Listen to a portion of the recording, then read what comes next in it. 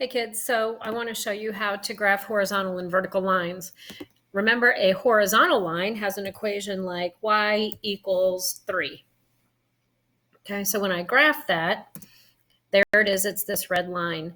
And remember, you can see points on it, and you can see why it's called y equals 3 because the y value is 3 everywhere along it. Look, the x values are always changing, but no matter what, the y value is 3, which is why that line is y equals 3.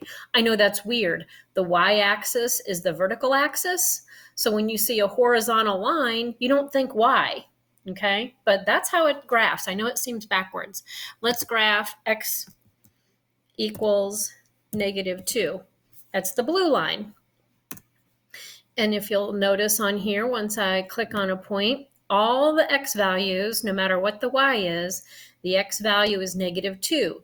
That is why this line is called x equals -2. Again, I know a vertical line having to do with x seems weird because the x-axis is your horizontal axis, but the reason why this equation is x equals -2 is because no matter where you are on the line, there we go, x is always -2. Y changes, but x is always -2.